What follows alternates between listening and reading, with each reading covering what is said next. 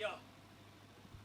Mengko dhisik apa bener iki laladan Kraton Pengging? Ora, Kler. Pancen iki kraton Pengging. Jur duwe karep apa? Dene kuwi takon. Yen to iki lumebbu ora sanjure laladan kraton Pengging. Aku kepengin goleki karo bapakku ana ing Pengging. Kok dadi bapakmu kuwi manggon ana ing Pengging. Iya. Jur sapa jenenge? Lan dheweke kuwi kawula Nayaka Praja utawa Punggawa ana ing kraton Pengging. Jarene Simbah Dewa bapakku kuwi ratu ana ing Pengging Damarmaya. Mula kuwi nek pancen kowe ngerti papan dununge Damarmaya, kowe kandha bloko karo aku.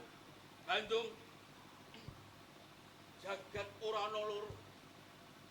Mung siji ratu ana ing Pengging Damarmaya ya aku dhewe. Kowe bapakku, bapak.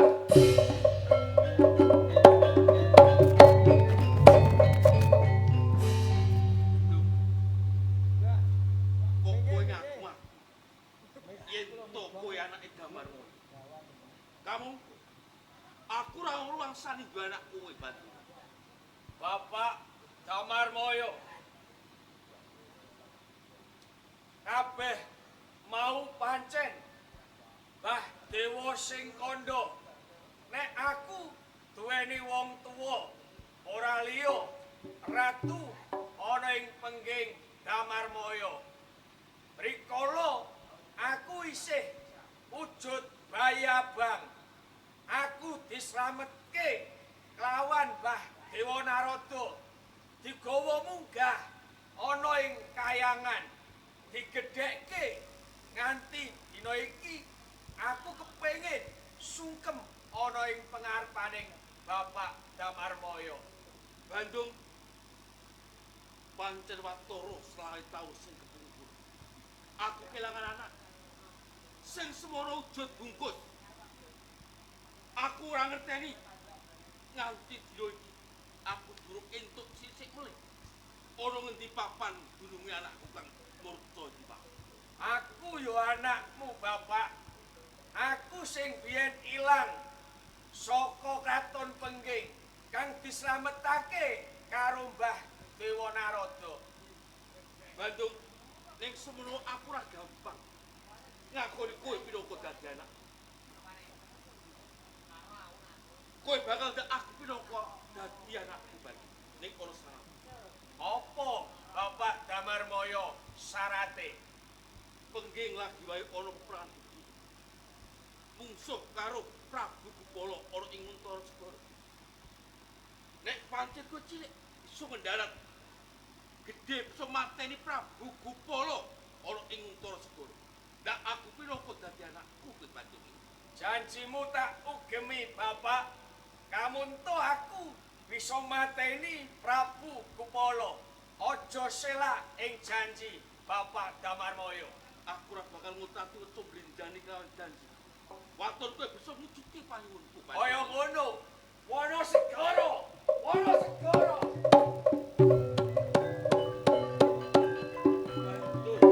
Jenar kurana punderepi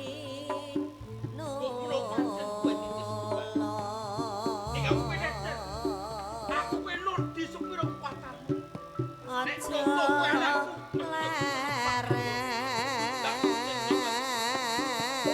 leren gones gones aja leren ya mas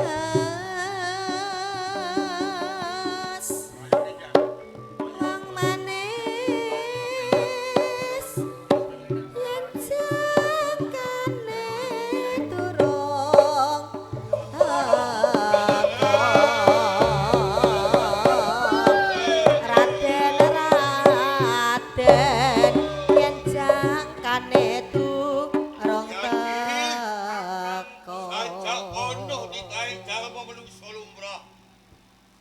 Paning dulingawas koyo ngene. Pancen bener Kakang. Supoyai wanuki kakono. Terus kok nganti siramu malang kadak sak tengahing dalan nyandhet marang lakuku sak mau sopo kan dadalanmu. Joko Bandung kuwi jenengku. Joko Bandung. Wanuki iki sing dadi brajekaku. Bondo apa dene wong? Anakku wongso. Bondo lan kowe woso. Cedhak ana ing papan kene ganggu gawe karo aku. Sing kepengin temuju ana ing Wonosegara. Bondo lan woso. Bandung. Aku takon karo kowe sakloron. Kepiye? Apa kowe ngerti papan dununge Prabu Kupala ing Wonosegara? Bandung. Dadi pangertenmu. Endo Prabu Kupala oleh mangkon Wonosegara iki. Sekadangku tuwa. Ning yo kene tansah kerasan marang kadangku Kupala. Bondo lan woso. Joko Bandung kepiye? Dawuh bapakku saka Pengging. Prabu Damarmoyo. Aku diaku minangka anak ning Pengging. Lamun to aku bisa nigas jangganing Prabu Kupala. Saka Bandung sugih kendel bondoane kowe kepengin nigas janggane Koko Prabu Kupala. Etrara Bandung sadurunge bisa nigas janggane Prabu Kupala. Yen toke bisa ngalahake aku wasa kan kadangku Bondo. Keno kowe nigas janggane. Ayo rawe-rawe tak ratas malang tak putung ning papan. Lerbos pitalane kusumek ora.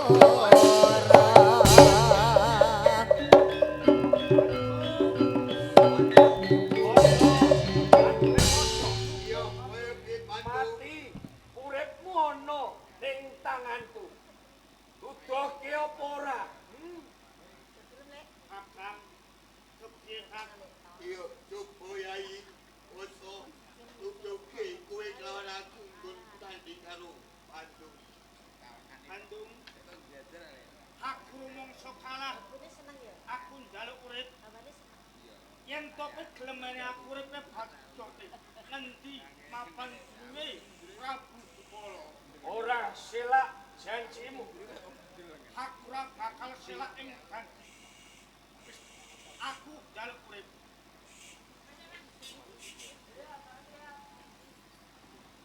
Bondo bloko wae Kakang lan kowe woso. Kowe sakloron wis kalah karo aku. Bandung. Kowe tak uripi. Iya. Saiki apa sing mau karepke? Bandung. Iya. Aku kono nrimo dening kowe ora bakal mencoba dimana. Ning sanga penjalukku. Aku sakon bakal nyawiji marang kowe.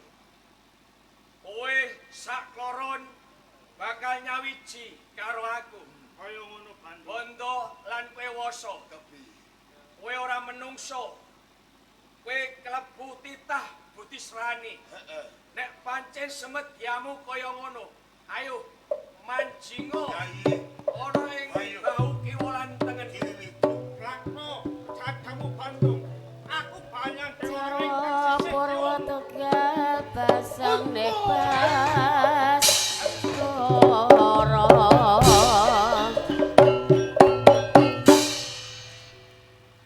Bondo lan woso nyawiji ana kiwa tengen Miwiti kagunane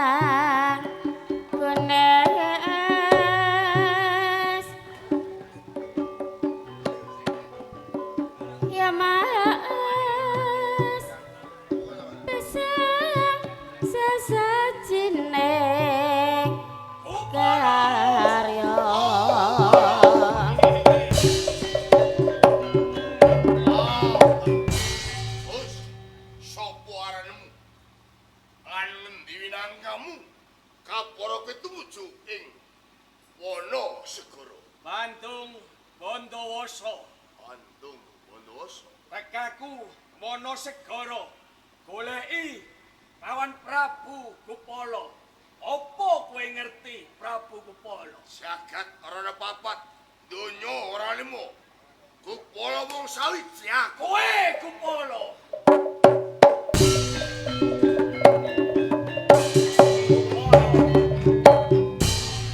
Anti-anti aku iso ketemu karo kowe. Andung Bondoso, apa niat lan semedyamu kowe kepengin tinemu karo Prabu Gupala? Minangka minta srayane ramaku ya bapakku Prabu ana ing pengging Damarmaya. Iya.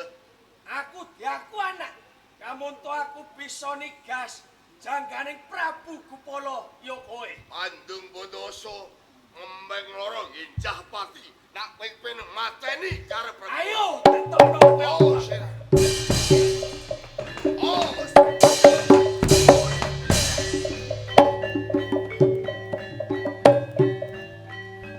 Prabu Gupala. Andung Bondoso. Nek kowe karo aku tanding nganggo atos sing balung kandeling kulit. Ora ana rampungane. Sing mbok karepe Bandung. Kamunto Gupala kuat nampani Aji Kawijayan Bandawasa. Aku trimo kalah karo kowe. Bandung, ayo grojoken simat kematmu. Saka arep opo sok kuwi? Aku ora bakal mundur. Aji Bandawasa. Aduh! Gupala. Gupala.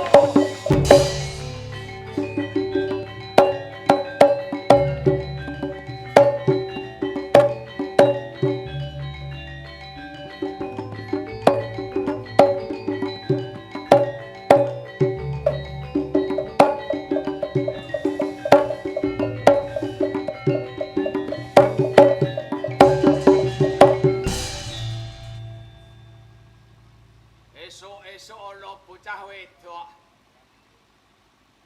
Yuk. Kowe ngalangi lakuku. Sapa jenenge?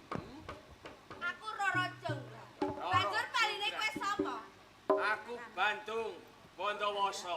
Oh, dadi kowe kang aran Bandung Bandawasa. Sajak seneng atimu ketemu karo aku Bandung Bandawasa. Jonggrang, nemu wigati apa, Jonggrang?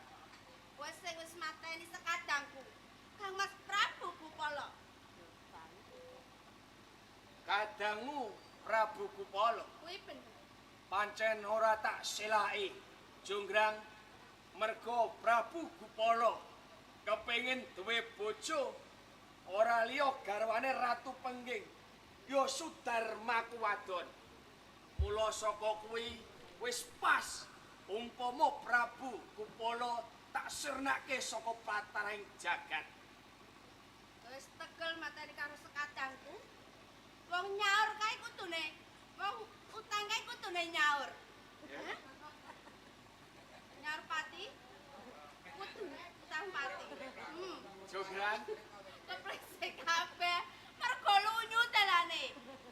kowe njaluk patiku Aku njaluk patimu. merga aku wis mateni karo sedulurmu. Heeh. Jonggrang, perkara iki aja nganti kadawa-dawa. Apa ento-entokane wong perang? Nek ora dipateni mesti urip. Nek aku mati, kabeh kawula ana ing pengging mesti padha tetangisan. Ora beda kaya kowe.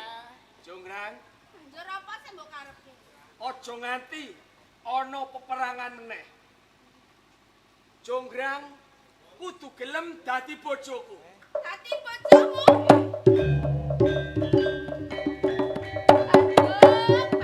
Wong kowe setega mateni sekadangku. Arep dadi bojoku sudi apa? Tak ijoli aku, Jonggrang. Moh, Kadangem karo aku sing mbarek aku lho. ora gedhe sekadang kok nek gedene ah. Mau kecilian. Piye Jonggrang gelem ya? Mau Ya ora gelem. Ora gelem tenan apa tak paksa. ora sudi. Loh, Jonggrang! Jonggrang teni aku Jonggrang.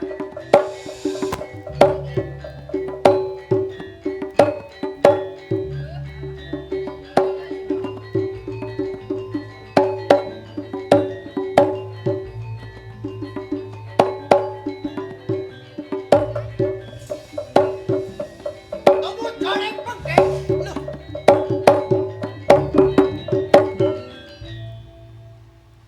Iki wong apa setan apa jin? Oh, jebul menungso. Sikile tememplek lemah. Wis apa? Bocah ayu diwanoke. Aku Boko. Boko. Kena diarani Joko Boko. Bali kue sapa bocah ayu? Aku Roro Jonggrang. Roro Jonggrang. Roro Jonggrang ana ing tengah alas gong liwang-liwung mung kaijenan. Ambekanmu brenggosan, runtusmu deleweran. Apa kowe kaoyak kewan kang gedhe? Ora. Roro Aku ora Jonggrang. koyak kewan.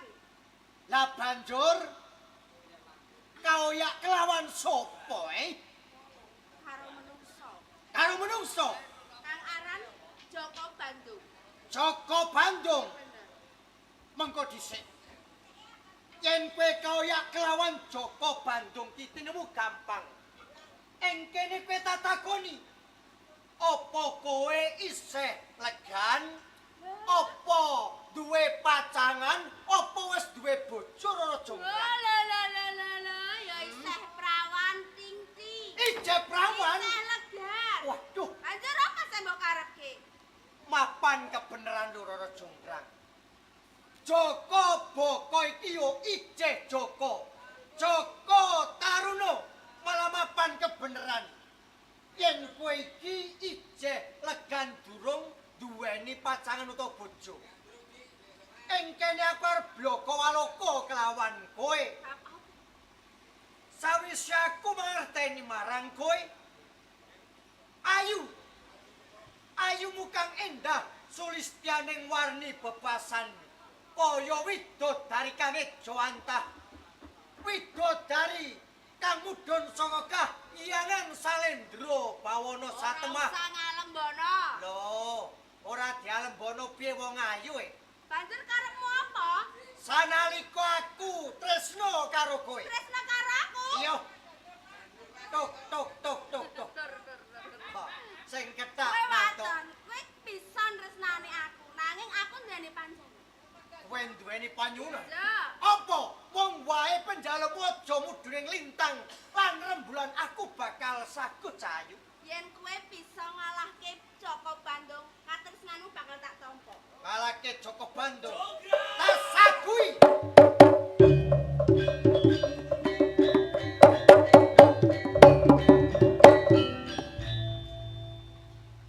Loh, Salojating Roro Jonggrang ana bocah kaneman kaijenan. Paungan sapa kowe? Joko Bandung sing dadi jenengku.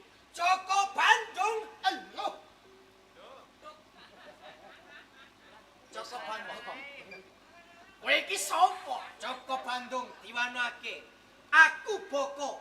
Kono diarani Joko Boko. Boko, Iya, nyandek nggonku ngoyak karo Jonggrang apa karepmu? pancen tatemu lan tak sengaja. Bandung. Mergo aku kautus kelawan Roro Jonggrang. Dhewene iki dina mok oyak-oyak ape mok pek bojo. Iya apa ora? Ora kleru. Aku seneng karo Jonggrang. Kowe seneng kelawan Roro Jonggrang. Ora mung kowe dhewe sing duweni rasa seneng kelawan si Roro Jonggrang. Sopo? Aku kon duweni rasa tresno kelawan Roro Jonggrang Bandung. Boko, sopo wae sing seneng karo Jonggrang. musuhe dudu sapa-sapa ning iki Joko Bantu. Kesampiran Purwoasa selawan Raja Grang. Ayo. Kowe kelawan aku tetandingan sapa sing menang entuk-entukane Raja Grang. Ora usah nganggo gegelutan. Nek pancen Boko duwe aji kawijayan. Ayo barengan tamake katonke ning papan kene. Kaya ngono penjalmu. Ayo. Ayo. Aji Bondo! Ya Bako. Waduh. Jogra!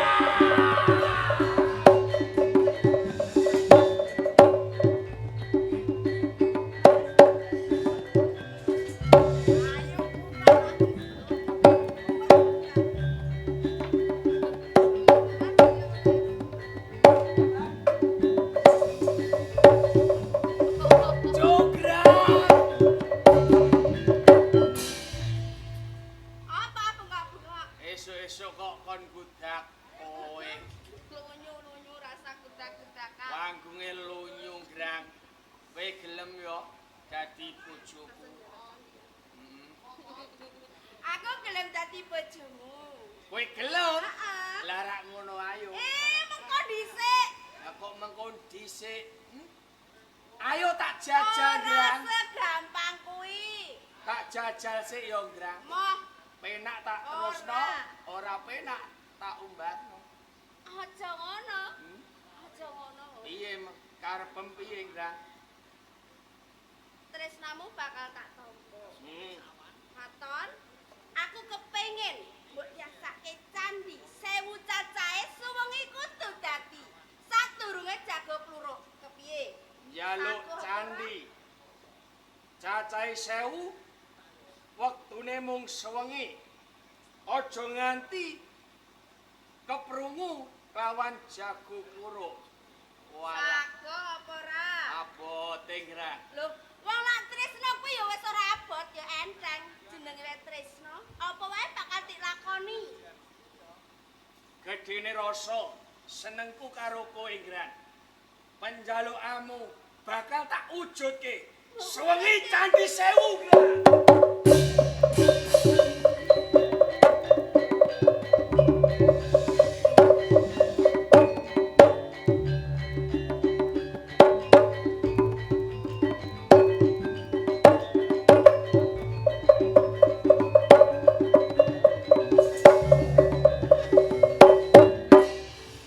Bondo. Woso. Bondo. Woso. Sing duwe sapi Salur ditulungi. kekuatan. Yoso candi 1000. Bondo. Woso. Aduh. Loh. Wah, Ciloko. Ciloko iki. Waduh.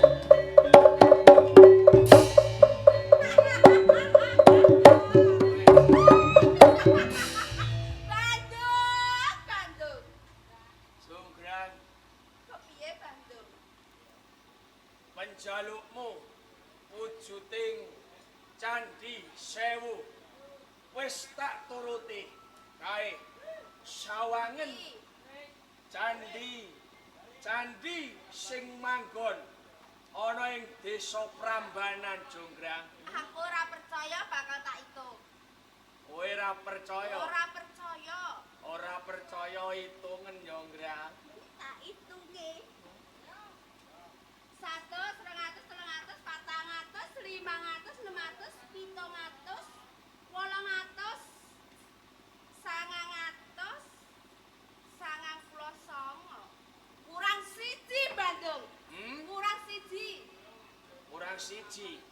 Wis bener tenan nggonmu itu. Tenang. Kurang siji tenan. Aku moh yen kurang siji. Aja ngono ya, Ngrang. Penjalukmu kowe abot. Wujuding candi cacahing 1000. Yen to wektu mung sewengi. Nek menungso lumrah kaya aku ora bakal iso. Mula, Ngrang, najan to kurang siji kowe gelem dadi bojoku. Mengko nek wis dadi bojoku, Ngrang, tak yasake candi sing akeh maneh ya. Ora bisa. Aku pingine 1000 1000 candi. Kurang siji, ora bakal nampa katresnanmu. Jonggrang, aku ngerti. Kowe licik, kowe nggunake kaulamu ana ing Prambanan.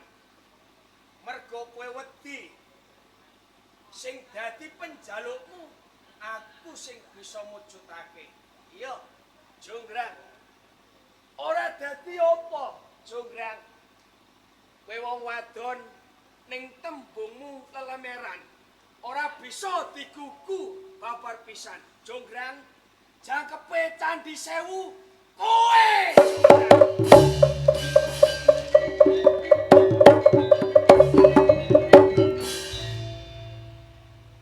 Grang, aja meneng ah, Grang. Aku mau guyon, Grang. Olah. Candi didemek yo meneng ae. Alah, guyu lho. Grang. Jonggrang. Pelo, kowe dadi cangkepe Candi, Jonggrang.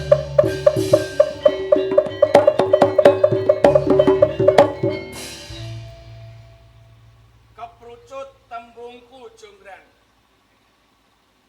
Sakwise gelo atiku, satemah aku nyabdake kowe dadi jangkeping Candi Sewu. Iya, kanggo pangeling-eling penjalukmu wujuding Candi Sewu ana ing Desa Prambanan. Mula Candi Sewu kae kena diarani Candi Prambanan.